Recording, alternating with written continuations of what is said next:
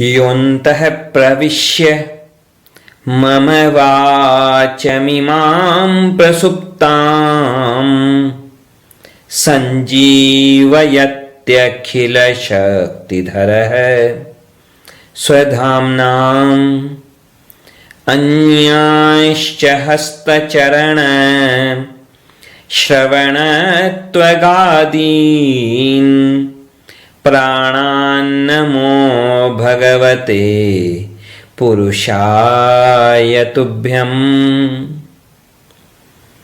श्रीवीरराघवदयार्द्रकृपावतारम् श्रीजानकीश पदपद्मपरागभृङ्गम् श्रीश्रीधरार्य चरणाम्बुजलग्नमौलिम् श्रीदेशिकार्य घनश्यामगुरुं नमामः।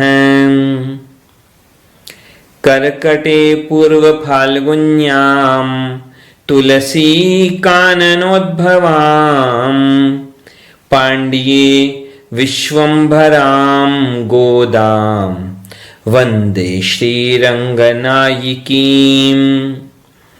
नीलातुङ्गस्तनगिरितटी सुप्तमुद्बोध्य कृष्णं पारार्थ्यं स्वं श्रुतिशतशिरःसिद्धमध्यापयन्ती स्वच्छिष्टायां सजिनिगलितं या बलात्कृत्य भुङ्क्ते गोदा तस्यै नम इदमिदं भूय एवास्तु भूयः। अब यह जो पासुर है 29वां पासुर 29वां छंद, तो यह एक दृष्टि से देखिए तो यह सार है पूरे के पूरे प्रबंध का, पूरे तिरुप्पावई का सार है कि आखिर तिरुप्पावई का प्रयोजन क्या है, गोदांबा जी का प्रयोजन क्या है, यह जो व्रत है इसका प्रयोजन क्या है, उसका सार ही यह 29वां छंद है, 29वां पासुर है। इसके बाद जो आखिरी है पासुर छंद जो है वह तो उपसंहार है, वह फल है, सामान्य फल जो हर भक्त प्राप्त कर सकता है, उसके लिए उन चीजों का चिंतन किया गया। यहां जो लक्ष्य है गोदांबा जी का और गोपियों का वह वर्णित है इस छंद में। यहां संक्षेप में पहले कहा गया, एक संक्षिप्त चिंतन करते हैं पहले इस छंद के तात्पर्य का, कि भगवान को संबोधित करके गोदांबा जी ने कहा, हे गोविंद, प्रतिदिन प्रातःकाल आपके श्री चरणों का जो मंगलाशासन करती हैं हम सब, वह उसका प्रयोजन क्या है भगवान, वह प्रयोजन सुनिए आप। आपने खुद ने यहां गोपों के कुल में अवतार लिया। क्यों लिया? ताकि आप हमसे सेवा ले सकें, तो आपको हमसे सेवा लेनी ही चाहिए। और जो व्रत के उपकरणों की बात हुई है बार बार, तो व्रत के उपकरण जो भी हैं वह हमारा मुख्य लक्ष्य नहीं है। वास्तव में हमारा लक्ष्य तो क्या है कि हमेशा हमेशा के लिए आपके और हमारे प्रत्येक जन्म में हमारा आपके साथ संबंध रहे और हम आपकी ही सेवा करें। आपकी सेवा करने के विरुद्ध हमारे मन में जो भी विचार आए, जो भी इच्छा आए, कृपया उन सब विचारों को आप नष्ट कीजिए और केवल अपनी सेवा करवाइए हमारे से। कृष्ण प्रातरिहा गतैस्तव जनै रावेद्यमानं शृणु प्राग्दत्तैरिह वाद्य चामर मुखैर्न स्याम तुष्टः प्रभो किंत्वल्पान् सहजान् पोय्य विषयान् सांसारिकान् सर्वदा कैंकर्यम करवाम तेंग्रि कमले कुर्यादयाम नस्तथा। भगवान को जगाकर, भगवान को दिव्य सिंहासन पर विराजमान करके, भगवान का मंगलाशासन करने के बाद गोदाम्बा जी और गोपियां भगवान से जो अपना अभिष्ट मांग रही है, जो उनका लक्ष्य है, जो उनकी इच्छा है, उसी का चिंतन यहां पर किया गया इस पद्य में। सबका सार, पूरे तिरुप्पावई का सार। इस तिरुप्पावई में बार बार व्रत के उपकरण मांगे गए थे गोपियों के द्वारा, गोदाम्बा जी के द्वारा, लेकिन यहां पर उसको स्पष्ट किया है गोदाम्बा जी ने।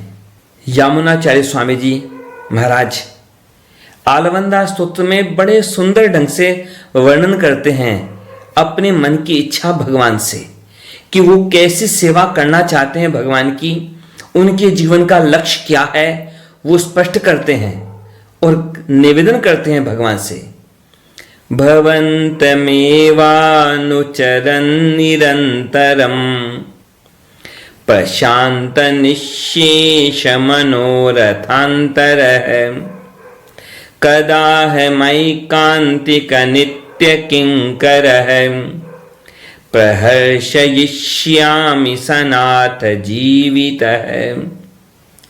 मानो ये जो छंद है, ये जो श्लोक है, जो यमुनाचार्य स्वामी जी ने जो लिखा है, मानो वह भी उन्होंने गोदाम्बा जी के इस पासुर से ही भाव लिया हो।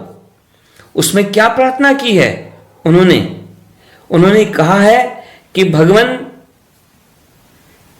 आपकी सेवा के विपरीत, आपकी सेवा करने में रुचि के विपरीत हमारे मन में जो भी कामना हो उसको तो आप दूर कर दीजिए, और बस कब आप निरंतर अपनी सेवा में मुझे लगाते हैं, बस इसी बात की मुझे प्रतीक्षा है, कब मैं आपकी सेवा करके आपको प्रसन्न करूं।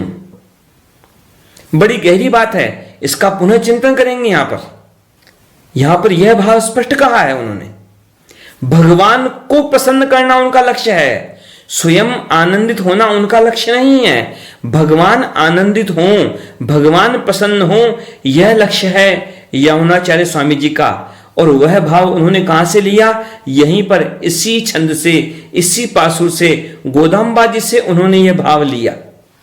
यहां गोदाम्बा जी निवेदन करती हैं भगवान से कि भगवान, चाहे यह जन्म हो, चाहे आगे भी कोई जन्म हो, लेकिन हर जन्म में हमेशा आपके साथ रहें हम सब, और हमेशा हर स्थिति में, हर स्थान पर हमेशा आपकी सेवा करने का अवसर हमें मिले, हम हमेशा आपकी सेवा करती रहें। यही हमारा अपेक्षित पुरुषार्थ है, यही हमारा प्रयोजन है, यही हमारा लक्ष्य है, यही हमारा पुरुषार्थ है। बस इसी की प्राप्ति के लिए ही हम यह सब कार्य कर रहे हैं। यह जो तिरुप्पावई प्रबंध है, इसके आरंभ में, यानी तिरुप्पावई में नहीं बल्कि उसकी शुरुआत करने से पहले, जो पराशर भट्ट स्वामी जी ने जो श्लोक तनियन के रूप में उन्होंने जो उच्चारित किया गोदाम्बा जी की स्तुति में, उसमें बड़े गंभीर रहस्य छिपे हुए हैं। वो भी उन्होंने यहां इसी छंद से स्पष्ट करते हुए वहां पर लिए हैं। जो उन्होंने तनियन लिखा है पराशर भट्ट स्वामी जी ने गोदाम्बा जी के लिए, नीला तुंग स्तनगिरि तटी सुप्तमुद्बोध्य कृष्णम पारार्थ्यम स्वम श्रुतिशतशिरस सिद्धमध्यापयन्ति। शब्द कठिन लग सकते हैं लेकिन तात्पर्य बहुत महत्वपूर्ण है। यहां पर क्या कहा गया? श्रुति शत शिरस सिद्धम, की श्रुति यानी वेद, श्रुति यानी जो उपनिषद हैं वे भी वेदों में आते हैं, वेदांत में आते हैं। जो वेद हैं, वेदों की जो अंग हैं, और वेदांत यानी जो उपनिषद हैं, ब्रह्मसूत्र हैं, ये सब वेद का ही विस्तार है, बल्कि वो सब वेद ही कहलाते हैं। तो सैकड़ों श्रुतियों में जो कुछ भी। यहां सैकड़ों का तात्पर्य क्या है? यहां सैकड़ों का तात्पर्य आप अनंत में कह सकते हैं, या तो आप यह भी कह सकते हैं कि सैकड़ों उपनिषदों का जो सार है, सिद्ध जो तात्पर्य है कि क्या सिद्ध होता है उन उपनिषदों के द्वारा, क्या सिद्ध होता है वेद के हजारों मंत्रों के द्वारा जो सिद्ध होता है तात्पर्य, तो यहां उस तात्पर्य को सिद्ध कर रही हैं। यहां पर गोदाम्बा जी सिद्ध कर रही हैं, मतलब यानी स्पष्ट कर रही हैं कि उन वेदांत का सार क्या है। जो वेदांत का सार है, वेदों का सार है, वेद मंत्रों का सार है, उसी को यहां पर गोदाम्बा जी निवेदन कर रही हैं भगवान से। और बल्कि निवेदन भी मत कहिए आप, यहां पर बड़ी गहरी बात है। यहां पर कहा गया श्रुति शत शिरस सिद्धम अध्यापयंती। आप ध्यान रखना, अध्यापयंती यह शब्द कितना महत्वपूर्ण है। अध्यापयंती का मतलब क्या हुआ? आप एक शब्द का प्रयोग तो जानते होंगे, अध्यापक। अध्यापक किसे कहते हैं? कि जो पढ़ाता है, जो पढ़ाता है। तो यहां पर गोदाम्बा जी भी मानो भगवान को भी पढ़ा रही हैं, भगवान को भी शिक्षा दे रही हैं, ज्ञान दे रही हैं, उपदेश दे रही हैं। मानो भगवान को भी उपदेश दे रही हैं, आदेश दे रही हैं। अब भगवान और जो गोदाम्बा जी हैं, जो जगन माता हैं, वही तो गोदाम्बा जी हैं, उन्हीं के अवतार तो हैं। तो उनका अधिकार है, वो निवेदन भी कर सकती हैं और आदेश भी दे सकती हैं। जैसे भगवान अपने भक्तों को आदेश दे सकते हैं, तो भक्त भी तो कभी आदेश दे सकते हैं। और ये तो जगन माता हैं। तो यहां पर बड़ी विशेषता है गोदाम्बा जी की। सबसे बड़ी विशेषता क्या? दोनों तरफ कार्य करती हैं, जीवों को भी जगाती हैं, भगवान को भी जगाती हैं।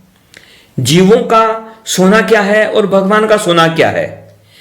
जीवों का सोना है यह है, जीवों की निद्रा क्या है? भगवान की सेवा न करना, भगवान से विपरीत चलना, मनमाना आचरण करना, अहंकार में जीना, संसार की तरफ ही दौड़ना, ये सब जीवों की निद्रा है। और भगवान की निद्रा क्या है? कि भगवान जब जीव से अपनी सेवा नहीं लेते या जीव को अपनी सेवा करने के लिए प्रेरणा नहीं देते, तो यह भगवान की निद्रा है। तो भगवान को भी जगाती है गोदाम्बा जी और जीवों को भी जगाती है गोदाम्बा जी, और जीवों को भी उपदेश देती हैं और भगवान को भी उपदेश देती हैं। जीवों को कहती हैं कि जागो और भगवान की सेवा करो।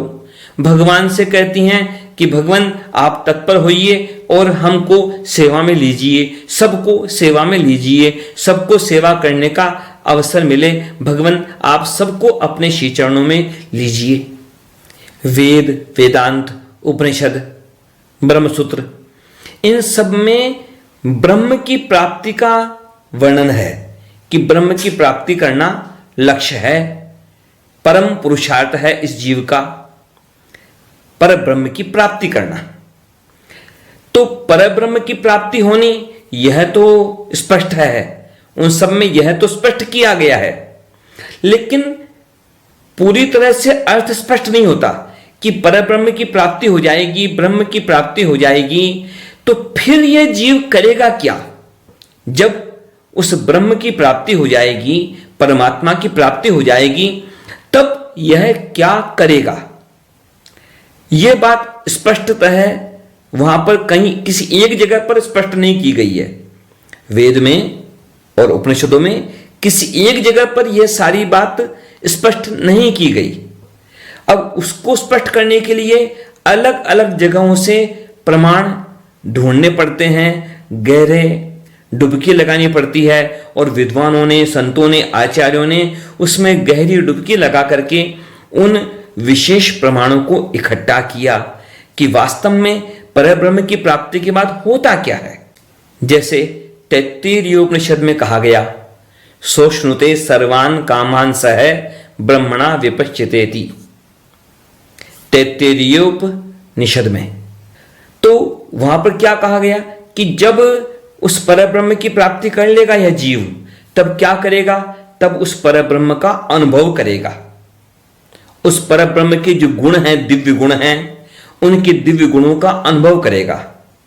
और जब उसे भगवान का, उस परमात्मा का अनुभव मिलेगा, भगवान के दिव्य गुणों का अनुभव मिलेगा, तो क्या होगा? फिर क्या करेगा यह जीव कि फिर उसके मन में और ज्यादा भक्ति बढ़ेगी और फिर वह बिना सेवा किए रह नहीं सकता।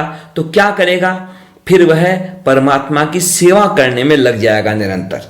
फिर वह परब्रह्म की प्राप्ति करके क्या करेगा? फिर वह उन परमात्मा की, उन परब्रह्म की सेवा करने में लग जाएगा। अब वह सेवा कैसी है? भगवान की सेवा कैसे करेगा? क्या सेवा करेगा? तो उसका संकेत है पुनः।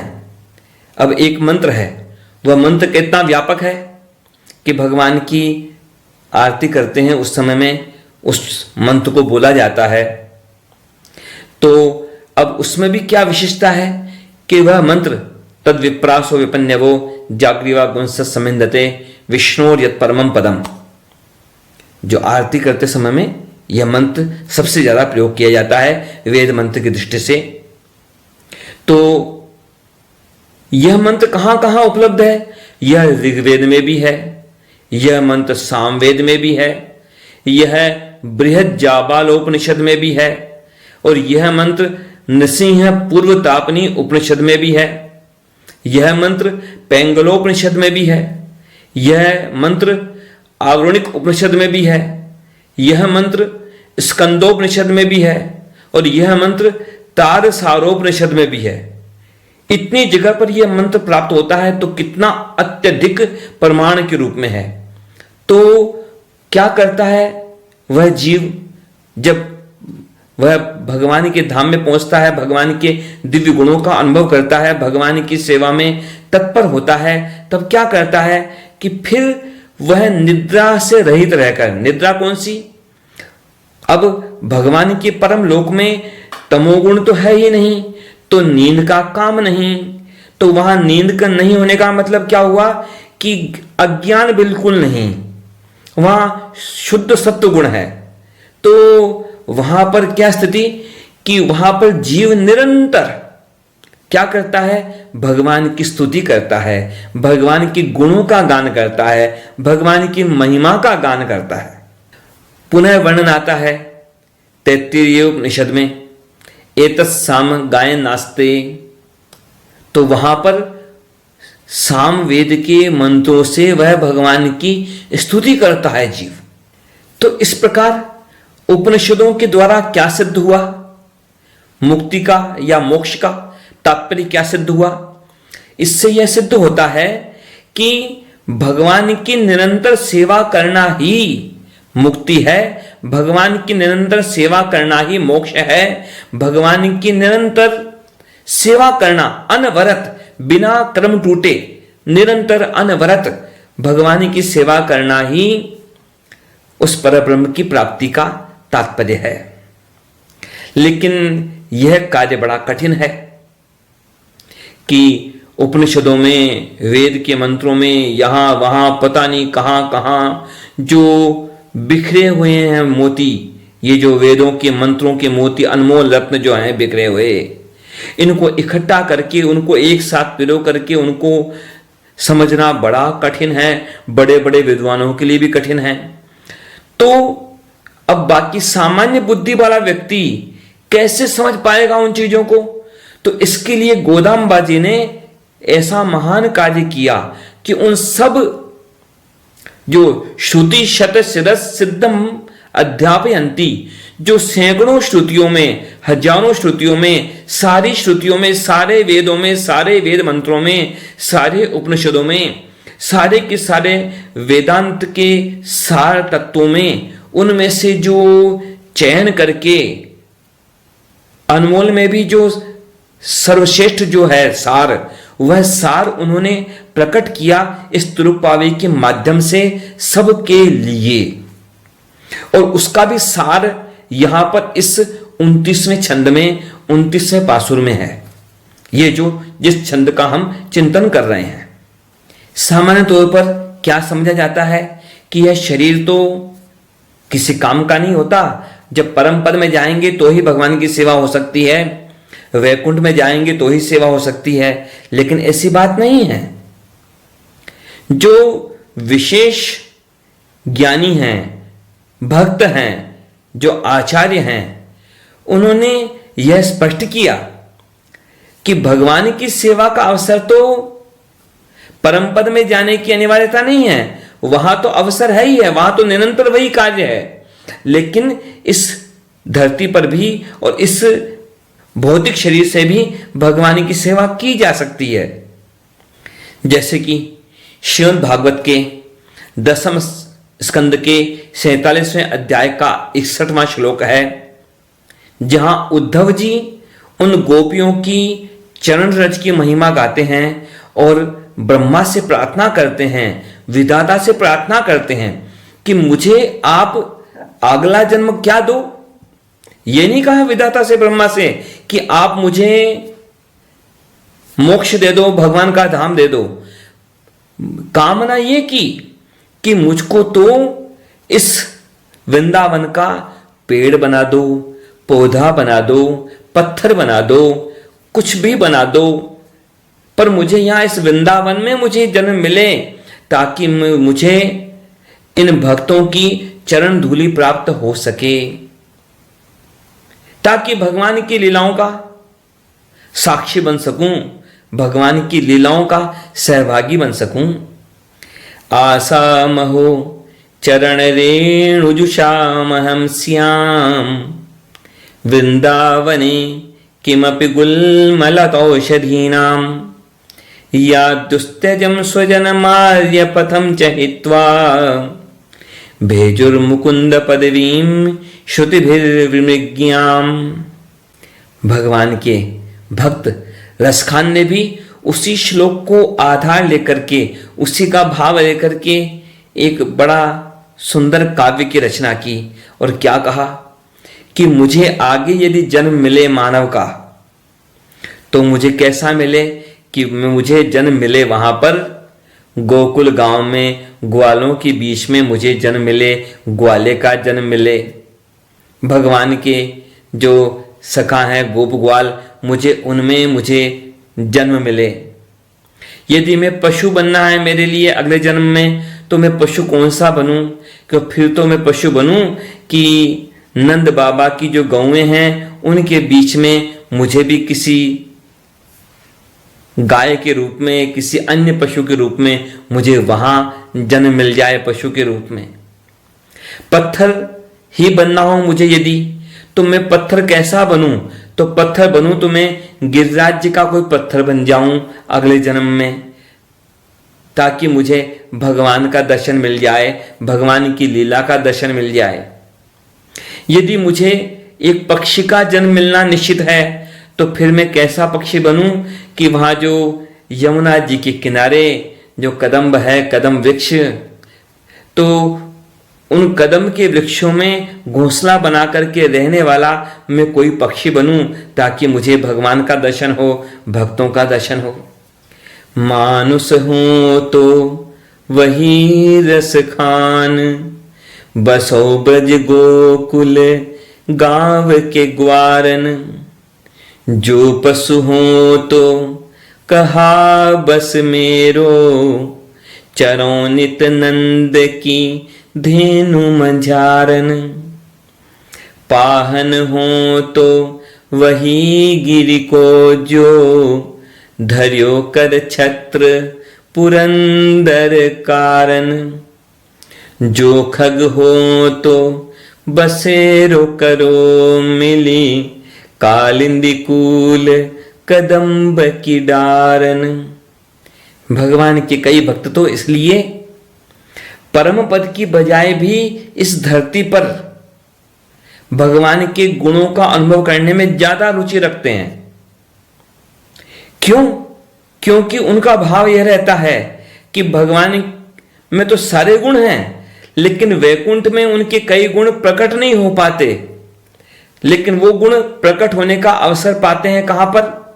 इस जब धरती पर भगवान अवतार लेते हैं तो यहां पर उन गुणों को प्रकट होने का अवसर मिलता है।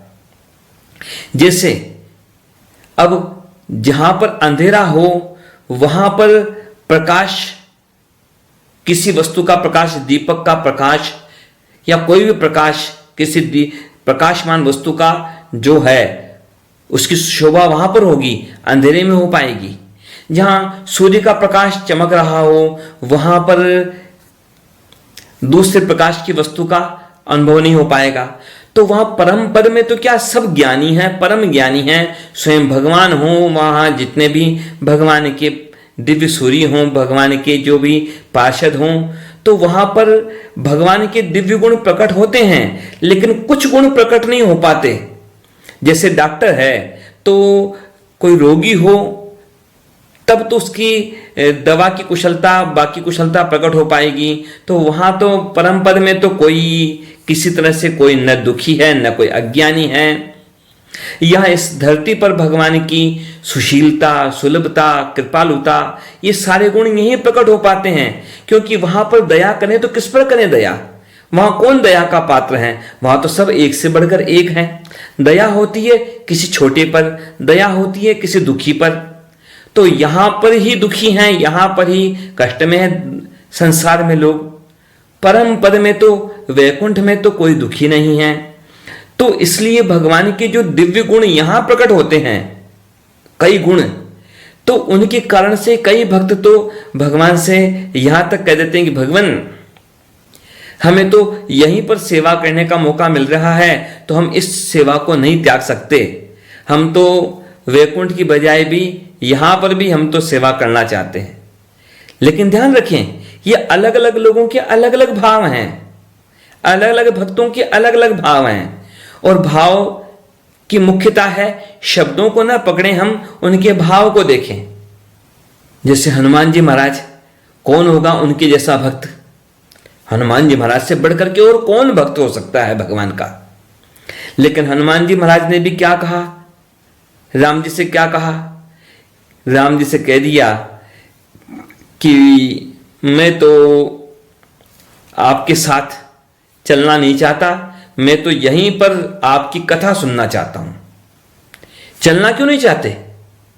मतलब जब भगवान लीला समेट रहे हैं अपनी, तो उनके साथ नहीं जाना चाहते हनुमान जी महाराज? क्यों नहीं जाना चाहते? हनुमान जी में कोई भक्ति कम हो गई क्या? भक्ति कम नहीं है, भक्ति उनकी बहुत बड़ी है। स्पष्ट कहा है वाल्मीकि रामायण का जो उत्तरकांड है उसके 40वें सर्ग का 16वां श्लोक और 17वां श्लोक, वहां देखिए हनुमान जी महाराज ने क्या कहा। स्नेहो में परमो राजस त्वयि तिष्ठतु नित्यदा, भक्तिश्च नियता वीर भावो नान्यत्र गच्छतु।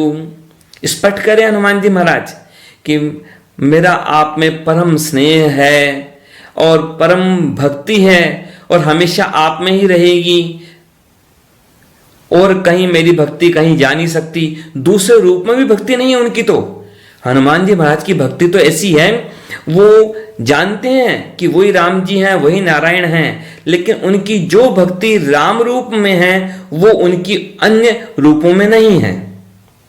हनुमान जी महाराज तो यहां तक कहते हैं, श्रीनाथे जानकी नाथे यह वेद है परमात्मनि, तथापि मम सर्वस्वम राम है कमल लोचन है। तो कहा क्या उन्होंने हनुमान जी महाराज ने कि भगवान जब तक आपकी यह जो राम कथा इस धरती पर चलती रहेगी, जब तक राम कथा सुनाई जाती रहेगी, तब तक मैं तो इस धरती पर आपकी कथा को सुनना चाहता हूं। मुझे आप तो अत्यंत प्रिय हैं, लेकिन आपसे भी बढ़कर राम जी, मुझे राम जी अत्यंत प्रिय हैं, लेकिन मुझे राम जी से बढ़कर भी राम जी की कथा प्रिय है। हनुमान जी ने यह कहा, राम कथा सुनिबे को रसिया, यावद राम कथा वीर चरिष्यति महीतले, तावत शरीरे वस्यन्तु प्राणा मम न संशय है। और यह तो प्रसिद्ध बात है कि हनुमान जी महाराज अभी भी विराजमान है धरती पर और राम कथा सुनते रहते हैं, कभी यहां वहां, कहां, किस रूप में, कब, कैसे, कहां। तो वही भाव भगवान के कई भक्तों का है और कुछ भक्तों का भाव इससे भी अद्भुत है। ध्यान रखें, यहां किसी की तुलना नहीं हो रही है, क्योंकि भगवान के सब भक्त एक से बढ़कर एक हैं। उनका भाव एक से बढ़कर एक अद्भुत है। हम चाहे जिससे सीख लें, सब एक से बढ़कर एक सिखाने वाले हैं अपने जीवन के व्यवहार से। भगवान की जो कृष्णावतार की लीला है बड़ी अद्भुत है। उस विषय में कई तरह के प्रसंग मिलते हैं। अब बालकृष्ण कैसे कैसे काम करते हैं, दौड़ दौड़ के काम करते हैं। उन गोपियों का काम दौड़ दौड़ के करते हैं। कोई जूते चप्पल मांगे तो उनको जूते चप्पल ला करके दे देते हैं, ये लीजिए आपके जूते चप्पल, अपने हाथ से उठा के ला के दे देंगे। जो कोई कुछ कहे तो भगवान तो दौड़ दौड़ के सबका काम करते हैं। अब भगवान की ये जो लीला है, अब जिसने जैसा भाव जोड़ा वैसा भाव। एक श्लोक आता है, पूरे श्लोक का अर्थ नहीं कहेंगे, लेकिन एक श्लोक में स्पष्ट कहा गया भगवान के बारे में कृष्णावतार में कि भगवान आपकी लीला बड़ी विचित्र है। कि विचित्र कैसे है? कि भगवान विचित्र ऐसे है कि भगवान बड़े बड़े यज्ञ होते रहते हैं। बड़े बड़े यज्ञ, अध्वर यानी यज्ञ, बड़े बड़े यज्ञ होते रहते हैं, लेकिन उन यज्ञों में जाकर के आप झांके न झांके कुछ पता नहीं, लेकिन वे ही आप वहां उस गोकुल में कीचड़ में गोबर में खेलने के लिए पहुंच गए। भगवान कैसी विचित्र बात है भगवान आपकी। भगवान बड़े बड़े ज्ञानी विद्वान आपकी स्तुति करते करते थक जाते हैं, और आप उनको उत्तर भी देते हैं नहीं देते हैं कुछ निश्चित नहीं है, लेकिन वो ही आप गौओं की आवाज सुन करके, बछड़ों की आवाज सुन करके उनकी हुंकार में भी उत्तर देते हैं, अपना हुंकार मिलाते हैं। भगवान बड़े बड़े ज्ञानी विद्वान, बड़े बड़े आचारवान, ऐसे जो लोग हैं, बड़े बड़े जो महान कहलाने वाले, लेकिन उन महान व्यक्तियों के स्वामी भी आप बनना नहीं चाहते। उन महान लोगों के भी स्वामी बनना नहीं चाहते आप, लेकिन खुद आप नौकर बन के काम करते हैं। वहां गोकुल में गोपियों का काम दौड़ दौड़ के करते हैं नौकर की तरह। और कैसा नौकर? बिना वेतन का नौकर। ऐसा काम करते हैं आप दौड़ दौड़ के सब काम। गोपालांगण कर्द में विहरसे, विप्राध्वरे लज्जसे, ब्रूषे गोधन हूं कृतहि, स्तुतिशतैर मौनम विधस्से सताम। दास्यम गोकुल कामिनीषु कुरुषे, स्वाम्यम नदान्तात्मसु, मन्ये कृष्ण तवांग्रि पंकज युगम, प्रेमैकलभ्यम मुहुः।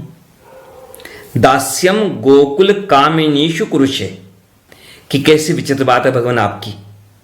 तो यहां पर इन गोपियों ने कहा भगवान से, भगवान आपकी कृपा पात्र रहे हम, आपने बड़ी कृपा की, आपने खुद हमारी पता नहीं कैसे कैसे सेवा की, रक्षा की, लेकिन भगवान हमसे उस समय कोई भूल हुई होगी जरूर, जो हमने आपसे सेवा ली। भगवान यह हमारा अपराध हुआ। भगवान हम क्षमा चाहती हैं कि हमने आपसे सेवा ली। होना क्या चाहिए था कि हम आपकी सेवा करती।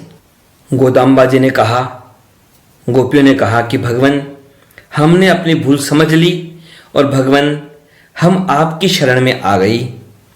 हमने इस व्रत का पालन किया और आपका मंगला शासन करने के लिए हम आ रही हैं निरंतर आपके श्री चरणों के समक्ष।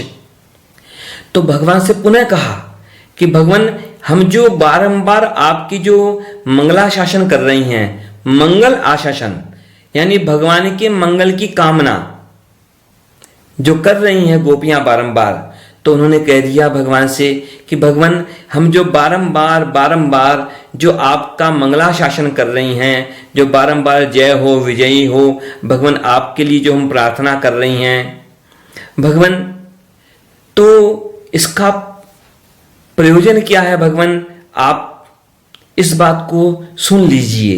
हम क्यों कर रहे हैं ये मंगलाशासन, हम क्यों कर रहे हैं स्तुति, हम क्यों कर रही हैं व्रत का पालन। आप इसके प्रयोजन को, इसके लक्ष्य को आप सुन लीजिए, समझ लीजिए भगवान। अब सामान्य दृष्टि से देखा जाए तो सामान्य दृष्टि से तो बिल्कुल सामान्य दृष्टि वाला व्यक्ति तो भगवान का कुछ भी काम करता है तो उसमें फल ही फल देखता है कि मैं भगवान का नाम लूंगा तो मुझे पता नहीं क्या मिल जाए, कुछ मैं ये करूं तो ये मिल जाए। लेकिन भक्त लोग ऐसा तो नहीं सोचते। भक्त लोग तो भगवान को प्रसन्न करने के लिए या कर्तव्य मान करके भगवान का भजन करते हैं। स्वभाव है उनका भजन करना, इसलिए करते हैं, उनकी रुचि है उसमें, इसलिए करते हैं। तो फिर भगवान का मंगलाशासन करने का जो फल है उसके बारे में कोई इच्छा करना, फिर यह तो अच्छी बात नहीं लगेगी, यह तो कैसे उचित हो सकता है। लेकिन यहां बड़ी गहरी बात है, यहां कोई छोटी मोटी बात नहीं हो रही है। संसार के किसी धन संपत्ति मान प्रतिष्ठा की प्राप्ति का लक्ष्य नहीं है इन गोपियों का, गोदाम्बा जी का। ये जो प्रार्थना कर रही हैं भगवान से कि हमने जो मंगलाशासन किया है तो क्यों किया है, हम मंगलाशासन क्यों कर रही हैं आपका, इसका हमारा प्रयोजन जो है वह सुनिए आप। तो क्या प्रयोजन है उनका। यहां पर गोदाम्बा जी कहती हैं भगवान से कि हमारा तो एक ही प्रयोजन है कि हम निरंतर आपकी सेवा करती रहें, हम निरंतर आपकी सेवा करती रहें और यह सेवा हमको निरंतर मिलती रहे, यही प्रार्थना है हमारी। अब संसार की स्थिति क्या होती है, भगवान सब जीवों को अपना मानते हैं। सारे जीव क्या हैं, सारे जीवों का स्वरूप तो यह है कि वो सब भगवान के दास हैं और भगवान सबके स्वामी हैं। अब भगवान क्या करते हैं, सबको अपना मान करके उनका कल्याण करने का प्रयास करते हैं। भगवान सारे जीवों को अपना मानते हैं, बारंबार वचन है उनके भगवान के, ममैवांशो जीवलोके जीव भूत सनातन है। श्रीमद् भगवद गीता में भगवान का वचन है, रामचरितमानस में भगवान का वचन है, सब मम प्रिय सम मम उपजाए, कि सब मुझे प्रिय हैं, सब मेरे हैं। भगवान कहते हैं ईश्वर अंश जीव अविनाशी, भगवान स्पष्ट कहते हैं बारंबार। लेकिन विडंबना क्या होती है, अब भगवान तो मान रहे हैं कि यह जीव मेरा है और वास्तव में यह जीव भगवान का दास है। भगवान उसको जताना चाहते हैं, बताना चाहते हैं, स्वरूप का ज्ञान देना चाहते हैं, संसार के बंधन से निकालना चाहते हैं। लेकिन फिर जब देखते हैं भगवान कि यह जीव तो अपने आप को भगवान का दास तो मानने की छोड़ो बात, यह तो खुद को भगवान का भी मालिक बनाना चाहता है, भगवान को भी अपने हिसाब से चलाना चाहता है, भगवान को भी अपने जेब में रखना चाहता है और अपने आप को ही सब कुछ मानता है। भगवान को भगवान मानने की बजाय भगवान पर भी नियंत्रण करना चाहता है। जैसे रावण अहंकारी, वैसे ही संसार में कई लोग अहंकारी।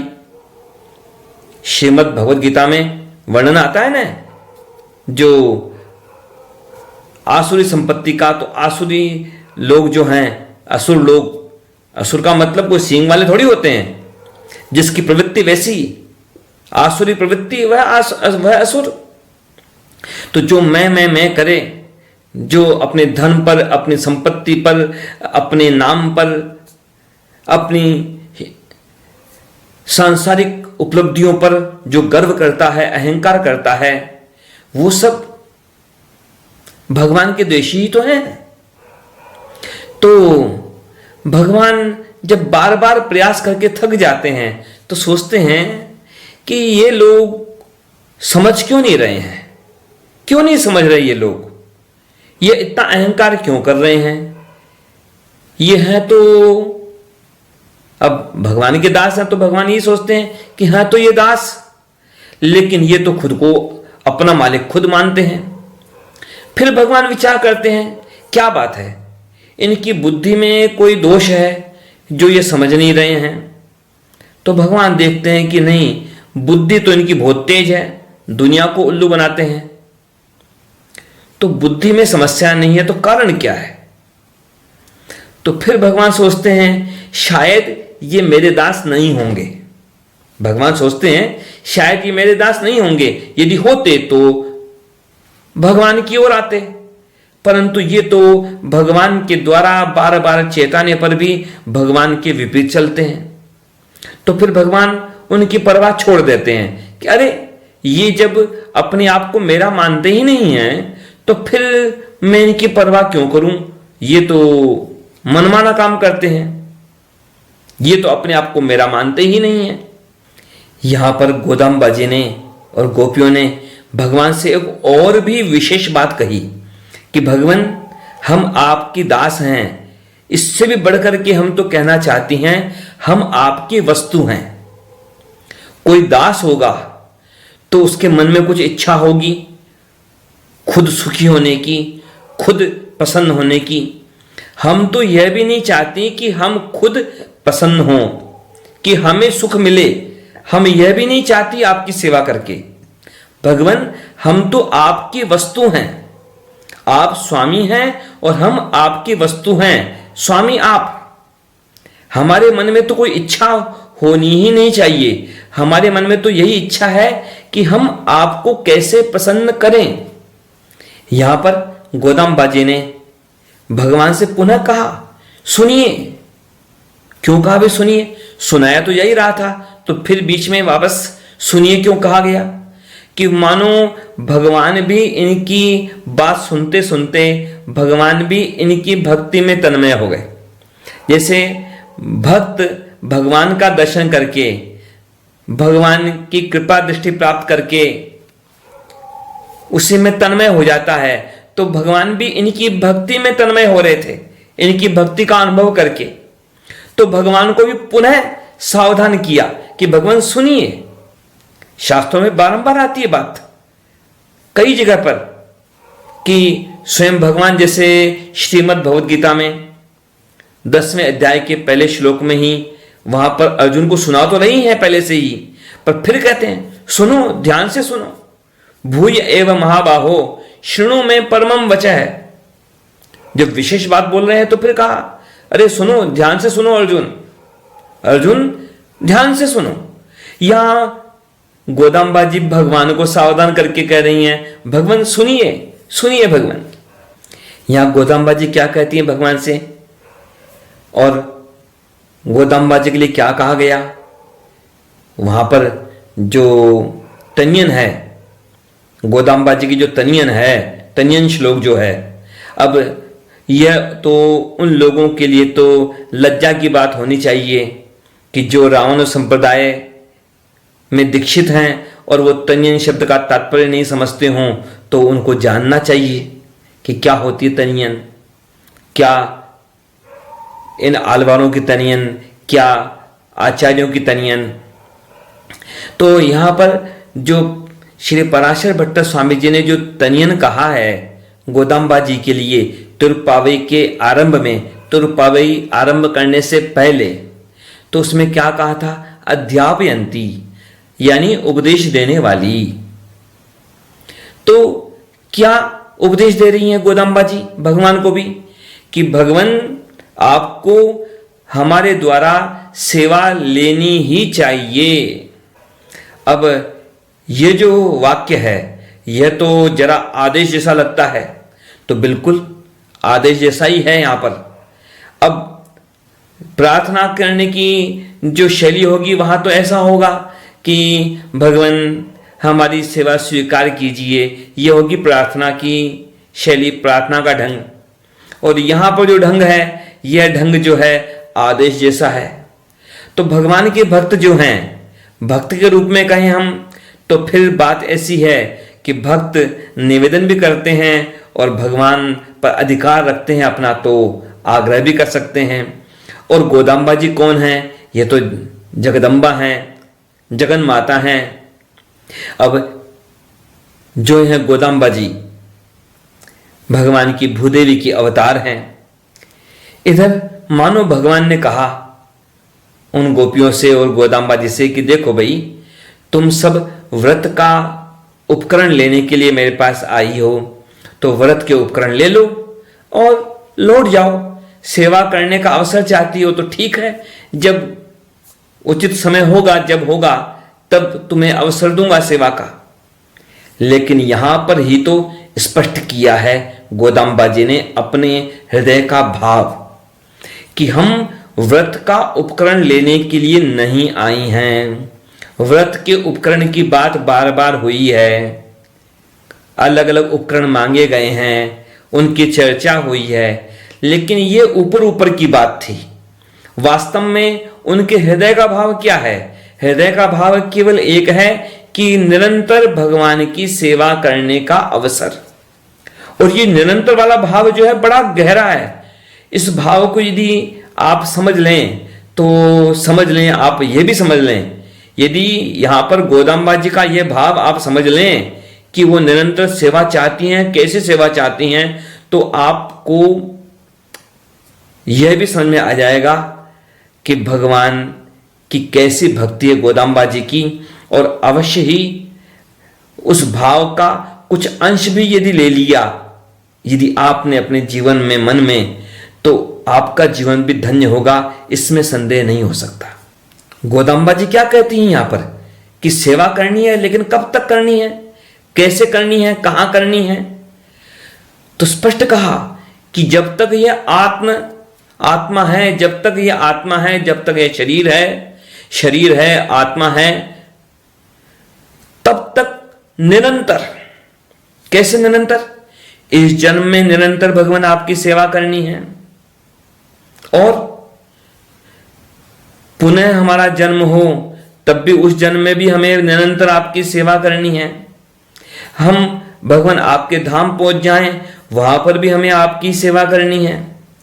1 घंटे नहीं, 2 घंटे नहीं, 1 दिन नहीं, 2 दिन नहीं, 1 हफ्ता, 4 हफ्ता नहीं, महीना, 2 महीना नहीं, साल, 10 साल नहीं, 1 जीवन, 2 जीवन नहीं, हर जन्म, हमेशा के लिए, अनंत काल के लिए, निरंतर भगवान श्री कृष्ण ने जैसे कहा है गीता में, अर्जुन से कहा था 4थे अध्याय के 5वें श्लोक में, बहूनि मे व्यतीतानि जन्मानि तव चार्जुन तान्यहं वेद सर्वाणि न त्वं वेत्थ परन्तप। तो भगवान जीवों पर कृपा करने के लिए, जीवों का उद्धार करने के लिए इस संसार में अनेकों रूपों से बार बार अवतार लेते रहते हैं।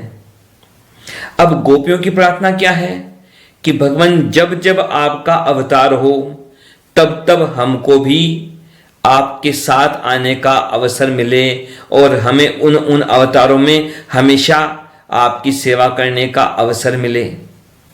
मोक्ष मिल जाता है तो वह परम पद में भी हम आपकी सेवा करेंगे, लेकिन आप यदि अवतार लेकर के आएंगे तो हम भी आपके साथ हमेशा आना चाहती हैं और आपकी सेवा करने के लिए।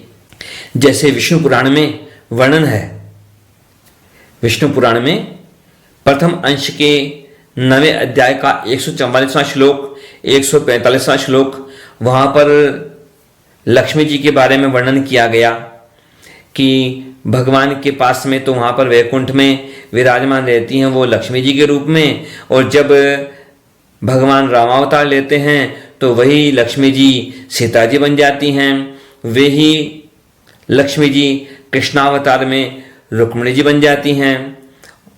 तो हमेशा भगवान का अवतार जैसे जैसे होता है वैसा वैसा रूप लक्ष्मी जी धारण करती रहती हैं।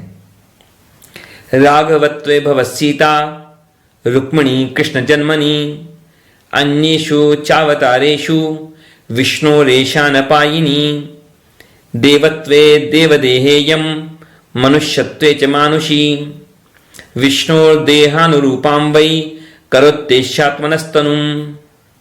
तो यहां गोपियों की प्रार्थना क्या है? गोपियों की प्रार्थना बड़ी गहरी है। अब भगवान के अनेक अवतार होते हैं। अब अनेक अवतारों में क्या होता है, कई बार भगवान अकेले आते हैं अवतार लेकर के, अकेले। जैसे नरसिंह अवतार हुआ अकेले आए, वारा अवतार हुआ अकेले आए। अब कई बार अवतार होता है भगवान का कैसा कि साथ में लक्ष्मी जी भी आती हैं। जैसे पृथु अवतार हुआ भगवान का तो वहां लक्ष्मी जी भी आई हैं। और कई अवतार हैं भगवान के ऐसे जिनके अंदर भगवान के कई पार्षद भी साथ में आते हैं। रामावतार में बहुत सारे, जैसे खुद भी चार चार भाई हैं वहां पर, और कृष्णावतार में तो वहां पर भगवान के अनेकों पार्षद भी, अनेकों सेवक भी अवतार लेते हैं। कोई भगवान से पहले अवतार लेके आ जाता है, कोई पीछे आता है, लेकिन भगवान के अवतार में उनकी लीला में साथ रहते हैं कई भगवान के भक्त। तो यहां पर गोपियों की प्रार्थना बड़ी गहरी है। ये गोपियां क्या कहती हैं, गोदाम्बा जी क्या निवेदन करती हैं, भगवान ये जब तक हमारा शरीर है, जन्म है, तब तक हम इस रूप में आपकी सेवा करें हमेशा, और जब हमें मुक्ति मिल जाए, आपका धाम मिल जाए, तो वहां पर हम निरंतर करें सेवा आपकी। और भगवान जब जब आपका अवतार हो तो तब तब हमको भी आपके साथ आने का अवसर मिले, उन अवतारों में हम आपकी निरंतर सेवा कर सकें, ऐसी व्यवस्था आप करें। और इसमें भी बड़ी गहरी बात कही कि आप देखिए, आप अवतार लेते हैं, लेकिन आपके जैसे रामावतार में क्या हुआ, रामावतार में सीता जी का हरण हो गया और बाद में सीता जी का त्याग हो गया। तो गोपियों ने क्या कहा, नहीं भगवान ऐसे नहीं, आपके भक्त कभी आपसे निकट आते हैं, दूर जाते हैं, हमको ऐसी स्थिति नहीं चलेगी। हम तो निरंतर आपके निकट रहें, निरंतर आपकी सेवा करें, एक दिन के लिए दूर नहीं, एक क्षण के लिए दूर नहीं, निरंतर आपकी सेवा करने का अवसर हमको मिलना चाहिए। और देखिए आपके भाई थे जैसे वहां रामावतार में, तो भरत जी थे, शत्रुघ्न जी थे, लेकिन वो तो रह गए दूर, आप चले गए वनवास। लक्ष्मण जी आपके साथ निरंतर सेवा में रहे। तो हमें कैसा अवसर चाहिए, हमें भरत जी जैसा अवसर नहीं चाहिए, शत्रुघ्न जी जैसा अवसर नहीं चाहिए, हमें चाहिए लक्ष्मण जी जैसा अवसर कि हम निरंतर आपके निकट रहें, निरंतर आपकी सेवा में रहें। संसार में क्या होता है कि एक जन्म में भक्ति है, अगले जन्म में वह भक्त बने कि अभक्त बने, कि भगवान के निकट जाए कि दूर चला जाए। तो श्रीमद् भागवत में भी द्वादश स्कंद के 13वें अध्याय के 22वें श्लोक में प्रार्थना की गई भगवान से।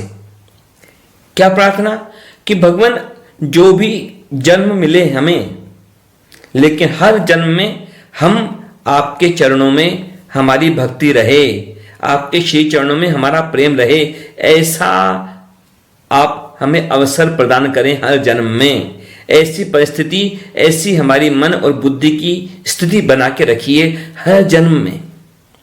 भवे भवे यथा भक्ति पादयोस्तव जायते तथा कुरुष्व देवेश नाथस्त्वं नो यतः प्रभो। कितनी गहरी प्रार्थना है, कितना गहरा भाव है इन गोपियों का, गोदाम्बा जी का। और यहां पर यह भी प्रार्थना की गोदाम्बा जी ने कि भगवान हमारे हृदय का कोई भी भाव हो जो इससे विपरीत हो, उसको आप दूर कीजिए। यह भी बड़ी गहरी बात है। यहां पर सामान्य तात्पर्य क्या हुआ कि भाई संसार की ओर ले जाने वाली जो भी रुचि है, प्रवृत्ति है हमारे मन की, तो ऐसी प्रवृत्तियों को आप दूर कीजिए।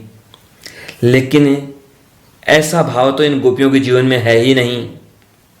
और वैसे भी भगवान कैसे हैं, भगवान के लिए जैसे गोपी गीत में शब्द आता है भगवान के लिए, प्रणत कामदम। प्रणत कामदम का मतलब क्या हुआ, प्रणत यानी जो भगवान के श्री चरणों में प्रणाम किया हुआ है, जो भगवान के श्री चरणों की शरण में है। तो क्या करते हैं भगवान, जो भगवान की शरण में आता है तो उसकी कामनाओं का क्या करते हैं। तो भगवान यहां पर कहा गया भगवान को कामदय। अब जैसे तो चित्रकूट में पर्वत है, उसका नाम ही है कामदगिरी, तो भगवान का ही स्वरूप है वह भी। तो कामद का मतलब क्या हुआ यहां पर, तो दो अर्थ बनते हैं, विपरीत अर्थ, पर दोनों सार्थक है। कामम ददाति, जो कामना करते हैं भक्त भगवान के श्री चरणों में शरणागत होकर के, भगवान उनकी कामनाओं की पूर्ति करते हैं। पहली बात। और उससे भी बढ़कर के अगला भाव देखें हम तो क्या करते हैं भगवान, तो उसका दूसरा अर्थ भी बनता है कामद शब्द का, कामान द्यति, जो कामनाओं को नष्ट करते हैं, जो भगवान अपने शरणागतों की कामनाओं को नष्ट करते हैं। तो कामना तो इन गोपियों के मन में है ही नहीं, गोदाम्बा जी के मन में संसार की कोई कामना तो है ही नहीं। यहां पर इन्होंने जिस कामना की बात कही है, बड़ी गहरी बात कही है। भगवान की प्राप्ति करके भी क्या चाहता है जीव? सामान्य दृष्टि क्या है? अधिक से अधिक सोचता है तो क्या सोचता है कि भगवान की प्राप्ति कर लूं। अधिक से अधिक सोचता है तो क्या सोचता है? भगवान की प्राप्ति कर लूं, भगवान का दर्शन कर लूं, फिर भगवान की सेवा करूं, फिर भगवान की सेवा का आनंद उठाऊं। लेकिन बहुत गहरी बात है गोदाम्बा जी की। यहां पर गोदाम्बा जी क्या कहती हैं भगवान से कि भगवान, हम तो वस्तु हैं, आप स्वामी हैं। और जब वस्तु खो जाती है और वापस उसके स्वामी को मिलती है वस्तु, खोई हुई वस्तु, तो प्रसन्न कौन होता है? जब खोई हुई चीज उसके स्वामी को मिल गई, उसके मालिक को मिल गई, तो प्रसन्न कौन होता है? वस्तु प्रसन्न होती है या स्वामी प्रसन्न होता है? जैसे कोई आपकी चीज खो जाए और फिर मिल जाए, तो मिलने पर वह वस्तु खुश होती है या आप खुश होते हैं? तो प्रसन्न तो स्वामी होता है। गोदाम्बा जी कहती हैं भगवान, हमको तो आप वस्तु समझिए, हमारे मन में खुद की प्रसन्नता का भाव ना आए। हम सेवा करें इसलिए ना करें कि हमको सेवा में सुख मिलता है, हम आपको सुखी करने के लिए सेवा करें। वाल्मीकि रामायण का श्लोक है, स्पष्ट है। अभिषिच्य च लंकायाम राक्षसेन्द्रम विभीषणम कृतकृत्यस्तदा रामो विज्वर है प्रमोद है, कि लंका में विभीषण को राज्याभिषेक करके राम जी बड़े प्रसन्न हुए। कितने प्रसन्न हुए उसके बारे में भी 3 शब्द यहां पर दे सकते हैं हम। पहली बात, विज्वर है, जैसे किसी का बुखार हो और बुखार मिट गया हो, मतलब बुखार से पीड़ित हो तो शरीर में पीड़ा होती है, बुखार मिट गया तो पीड़ा मिट गई।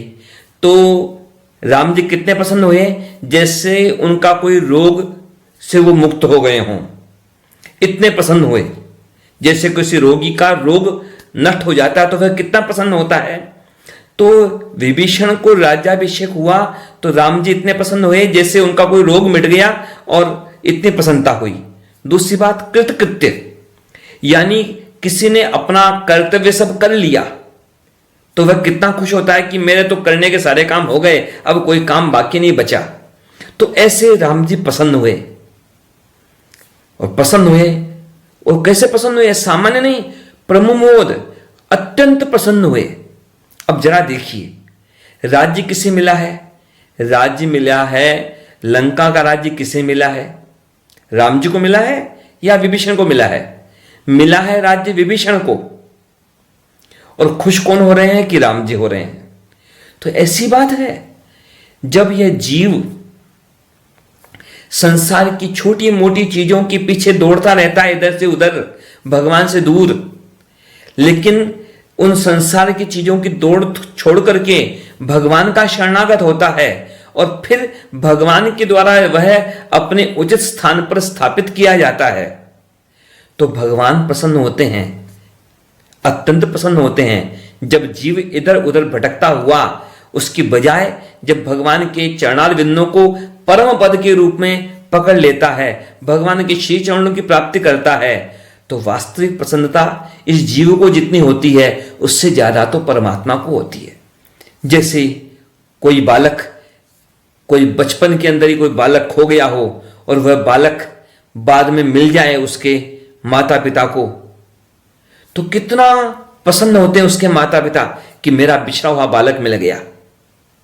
भगवान भी अत्यंत प्रसन्न होते हैं उन जीवों को वापस अपने शरण में आया हुआ देख करके, उनको प्राप्त करके अपने सामने। तो यहां पर गोदाम्बा जी का भाव क्या है?